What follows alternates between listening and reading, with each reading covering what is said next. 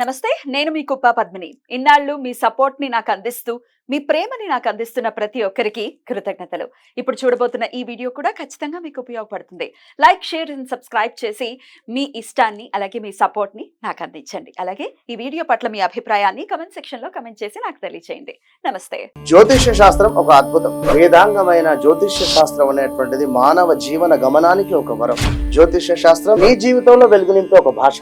ఆ భాష నీకు అర్థమైతే ప్రకృతి నీతో మాట్లాడుతుంది. అస్ట్రాలజీ నేర్చుకోవాలి అనుకునే వారికి అద్భుత అవకాశం. మురళీధర శర్మ గారి అస్ట్రాలజీ క్లాసెస్ అతి త్వరలో మొదలు కాబోతున్నాయి. 100% జాబ్ గ్యారంటీ. వివరాల కొరకు సంప్రదించండి. నమస్తే, వెల్కమ్ టు అవర్ ఛానల్. నేను పద్మిని. ప్రస్తుతంతో పాటు ప్రముఖ ఆధ్యాత్మికవేత్త, వాస్తు జ్యోతిష పండితులు కేఎస్ఆర్ గారు మనతో పాటు ఉన్నారు. మాట్లాడదాం.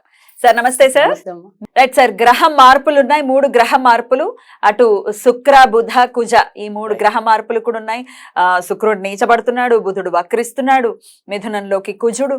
మరి దీని రీత్యా ఎట్లాంటి ఫలితాలు వస్తాయి ద్వాదశ రాశుల వాళ్ళకి అనేది చాలా అద్భుతంగా మీరు వివరిస్తూ ఉన్నారు. కన్యా రాశి వరకు కూడా మాట్లాడేసుకున్నాము.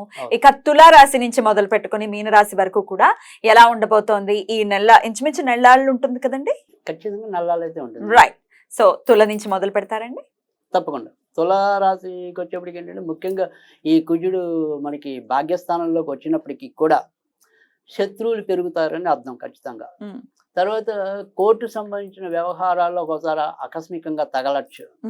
తర్వాత అప్పటిదాకా మంచిగా ఉన్న వాళ్ళు, ఇంట్లో పెద్దవాళ్ళు అంటే నాన్నగారు అనుకోండి, ఇలా వీళ్ళకి వ్యతిరేకంగా మాట్లాడే పనులు కానీ, వీళ్ళకి వ్యతిరేకంగా ఉండే కార్యకలాపాలు కానీ చేయొచ్చు. కనుక తులారాశి వాళ్ళు ఏంటంటే ఎక్కువగా ఈ ఆర్థిక సంబంధించిన లేదా తరతరాలుగా వారసత్వంగా ఉన్నవి కానీ ఇలాంటి విషయాల్లో కొంతవరకు జాగ్రత్తగా పడాలి. తర్వాత రెండోది వచ్చేప్పటికి ఏంటంటే, ఏవో రకమైన తగాదాలు వచ్చే అవకాశాలు కానీ, కేసులు కానీ వచ్చే అవకాశాలు ఉన్నాయి. కాబట్టి ఈ వాహనాలకి వెళ్ళేప్పుడు ఖచ్చితంగా పేపర్లన్నీ ఉన్నాయా లేవా, లేదంటే చలానాలు రాయాల్సిన పరిస్థితి అయితే ఒక్కోసారి వస్తుంది. కనుక ఈ రకమైన జాగ్రత్త తీసుకోవాలి. ఇంకా మిగతా అన్ని అంశాల్లో కూడా మంచి మార్పులు ఉంటాయి. అంటే ఆర్థిక విషయాల్లో ఇంకొద్దిగా మెరుగుపడటం అనేది ఉంటుంది.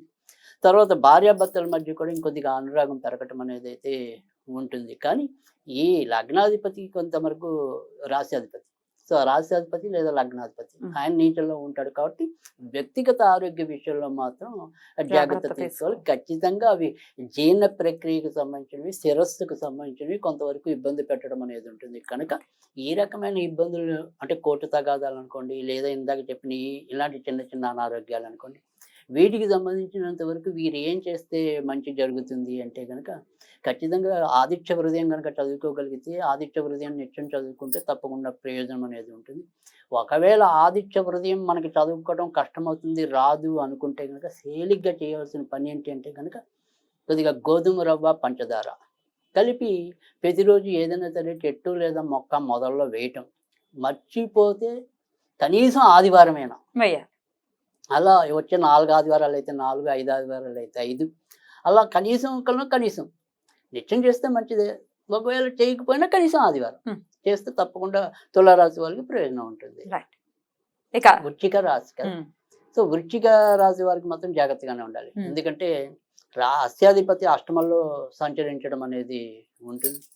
తర్వాత రెండోది వచ్చేప్పటికి ఏంటంటే, ఎవరైతే మనకి అసలు అష్టమాధిపతి ఎవరైతే ఉంటాడో ఆయన ఇప్పుడు వచ్చే ఈ 4-5 రోజులు, వారం రోజుల నుంచి మించుగా ఈ వారం రోజులు కూడా కర్కాటక రాశి భాగ్యస్థానంలో అష్టమాధిపతి ఉండటం. తర్వాత మళ్ళీ మనకి వృత్తి ఉద్యోగాల స్థానంలోకి రావటం. కనుక ఇక్కడ వృత్తి ఉద్యోగాల్లోనూ సమస్యలు పెరుగుతాయి. అంటే ఉద్యోగం లేని వారికి ఉద్యోగం రావటం అనేది అంత ఈజీ కాదు. తర్వాత ఆల్రెడీ ఉద్యోగం చేస్తున్న వాళ్ళకి ఎప్పుడు బెంచ్ మీద పెడతారో తెలియని పరిస్థితి. ఇంకా స్వతంత్ర వృత్తుల్లో, వ్యాపారాల్లో ఉన్న వాళ్ళకి ఒక రోజు ఉన్న ఆదాయం మరొక రోజు ఉండదు. కనుక ఎలా చూసినా కూడా కొద్దిగా పోరాటంతోనే ముందుకు వెళ్ళవలసిన పరిస్థితి అయితే వృశ్చిక రాశికి కనపడుతుంది. ఉన్న మంచి ఏదైనా అంటే ఏదైతే రాశిని అక్కడ గురుడు వీక్షిస్తున్నాడు యాక్చువల్గా వృషభంలో ఉండి. అందుకని బట్ ఎలాంటి కష్టం వచ్చినా ఏదో విధంగా నెట్టుకొస్తారు అంతవరకే, అంతే తప్ప సుఖము ఉంటుంది అనేది అయితే కాదు. కనుక వృశ్చిక రాశి వాళ్ళు అయితే కనుక ఏ కోణంలో చూసినా కూడా జాగ్రత్తగానే ఉండాలి. ఏదైనా ప్లస్ పాయింట్ అనేది ఏదైనా ఉంటే గురుడి శుభం అనేది వీక్షణ అనేది ఉంది కాబట్టి చివరి నిమిషంలో బయటపడతారు అంతవరకే. అది అంతవరకే తప్ప మరీ మనం మంచిగా చెప్పడానికి అయితే లేదు. Right. ఇంకా వీరు చేయవలసింది అయితే కనుక ఖచ్చితంగా ఆంజనేయ స్వామికి సంబంధించినవే చేసుకోవాలి. ఏదైనా అవకాశం ఉంటే హనుమత్ సూక్తం అని ఉంటుంది. సో మన్యు సూక్తం వేరు, హనుమత్ సూక్తం వేరు. రెండు వేరు. నేను మన్య సూక్తం అని అనుకుంటున్నా. ఓకే. సో మన్యు సూక్తం అనేది వేరు. సో మన్యు సూక్తం కాదు, హనుమత్ సూక్తం అని ఉంటుంది.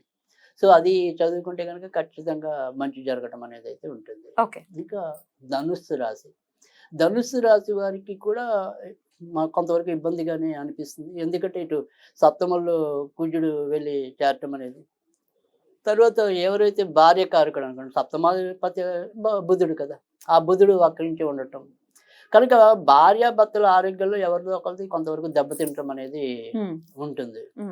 తర్వాత కొద్దిగా ఒకసారి అన్ఎక్స్పెక్టెడ్గా ఏమైనా సరే పెద్ద రోగాలు బయటపడే అవకాశాలు కూడా ఉంటాయి. అంటే సపోజ్ ఇప్పుడు వీళ్ళు షుగర్ ఉందనుకోండి, అప్పటికప్పుడు బయటపడచ్చు ఉన్నట్టుండి వీళ్ళ ఇంట్లో, లేదా ప్రమాదకరమైన వ్యాధులు, క్యాన్సర్ కానీ ఇలాంటివి. సో అవి కూడా ఒక్కోసారి బయట పడచ్చు. కనుక వీళ్ళకి కూడా రోగవశాత్తు విషయాల్లో ఎక్కువ జాగ్రత్తగా ఉండాలి. మిగతా అన్ని విషయాలు బాగున్నాయి. అంటే ఏదైనా దూర ప్రయాణాలకి వెళ్ళాలనుకుంటే దూర ప్రయాణాలు సాధ్యమవుతాయి. కొత్తగా పెళ్లి కావాలి అనుకుంటే కనుక పెళ్ళి అవుతాయి. ముఖ్యంగా ప్రేమ వివాహాలు చేసుకునే వాళ్ళకి మార్గం సుగమం అవుతుంది. సో ఆ రకంగా కూడా ప్రయోజనం అనేది అయితే ఉంటుంది. కాకపోతే వీళ్ళు ఈ నెలలో అంతా కూడా చేయవలసింది, వీళ్ళు కూడా ఎక్కువ సుబ్రహ్మణ్య స్వామిని పూజించడమే మంచిది. ఇక మకర రాశి, మకర రాశి వారికి వచ్చేప్పటికీ వీరికి ఎక్కువ శాతం మంచి ఫలితాలు వచ్చే అవకాశాలు అయితే కనిపిస్తున్నాయి. ఎందుకంటే 6వ ఇంట కుజుడు అనేది మనకి ప్రయోజనం ఉంటుంది ఖచ్చితంగా.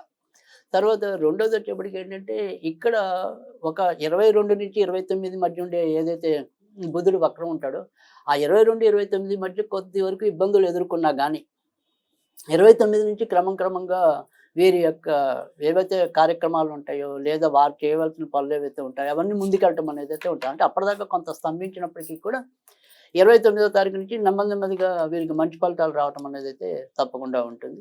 ఇక సంతానకారకుడు నీచంలో ఉంటాడు కాబట్టి సంతాన విషయాల్లో మాత్రం కొంతవరకు ఇబ్బంది కలగటం అనేది, లేదా వాళ్ళ పరంగా ఏమైనా ఒత్తిళ్లు ఎదుర్కోవడం అనేది ఉంటుంది. కనుక వీరు ఈ నెలంతా కూడా ఎక్కువగా వీళ్ళు కూడా లక్ష్మీదేవికి సంబంధించిన పూజలే చేసుకోవాలి. సో అలా చేసుకుంటే వాళ్ళకి బాగుంటుంది.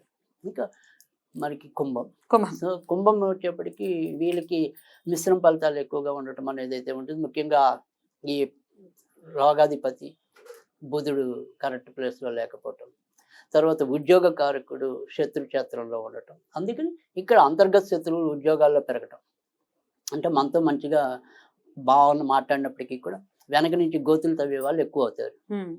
తర్వాత ఈ బుధుడు యొక్క పరిస్థితి వల్ల తరచు సరైన నిద్ర లేకపోవటం, సరిగ్గా వేళకి తిండి తినలేకపోవటం, ఇలాంటి ప్రతికూల పరిస్థితులు ఎక్కువ ఎదుర్కోవటం అనేది ఉంటుంది. సో ఒక మాటలో చెప్పాలి అంటే కనుక ఏమంటాం, క్షణం తీరిక లేదు, దమ్మిడి ఆదాయం లేదు అనేది ఈ నెలంతా కూడా వీరికి ఎక్కువ అనుభవంలోకి రావడం అనేది వస్తుంది. సో ఎప్పటికప్పుడు బిజీ అన్నట్టే ఉంటారు, కానీ దానివల్ల పెద్ద ప్రయోజనం అయితే వాటిల్లదు. సో దాంతోపాటుగా ఇంట్లో ఇలా ఎవరికో ఒకరికి రోగాలు వస్తూ ఉంటాయి. కనుక వీళ్ళు కూడా మరీ సుఖపడతారు అనేది అయితే కనిపించడం లేదు కుంభరాశి. కనుక కుంభరాశి వారు చేయవలసింది ఏంటంటే ఎక్కువగా వినాయకుడికి సంబంధించిన పూజలు ఎక్కువగా చేసుకొని, ముఖ్యంగా అష్టమంలో కేతువు కూడా ఉన్నాడు కాబట్టి ఖచ్చితంగా వినాయకుని పూజించడం వల్ల ప్రయోజనం ఉంటుంది.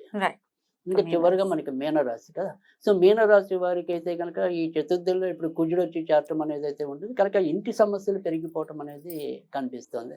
ఇంకా బయట విషయాల్లోకి వచ్చేప్పటికి ఏంటంటే ఈ రోగాధిపతి కూడా మనకి సప్తమ స్థానంలో రావటం, పైగా అక్కడ నీటిలో ఉండటం. సో ఖచ్చితంగా నల్ల ద్రాక్షలు మనం మధ్యలో శివుడికి నివేదన చేస్తే సరిపోతుంది. రైట్ అండి, అద్భుతంగా వివరించారు. ద్వాదశ రాశులకి కూడా ఎలా ఉండబోతోంది, ఒక్క సింహరాశి మినహాయిస్తే మిగతా వాళ్ళందరికీ కూడా ఏదో ఒక రకమైన ఇబ్బందులు ఉన్నాయి కాబట్టి అందరికీ కూడా పరిహారాలు చెప్పారు. కస్టమైజ్డ్ గా ఏ రాశి వాళ్ళు ఏం చేసుకోవాలనేది కూడా చెప్పారు. కాబట్టి అందరూ చేసుకుని నెల్లాళ్ళు ఒకంత జాగ్రత్తగా ఉండాలి. ఎందుకంటే చెడు జరగడానికి ఒక్క నిమిషం చాలు. ఈ 1 month ఉంది టైం. సో జాగ్రత్తగా ఉండవడం కోసం మనవి చేయటమే తప్ప ఇంకొక భయపెట్టడము మోటో కానే కాదు. Definitely not. జాగ్రత్త చెప్దాము అన్న ఉద్దేశంతోనే మిమ్మల్ని అడగడం జరిగింది. చాలా అద్భుతంగా వివరించారు. కృతజ్ఞతలండి. నమస్కారం.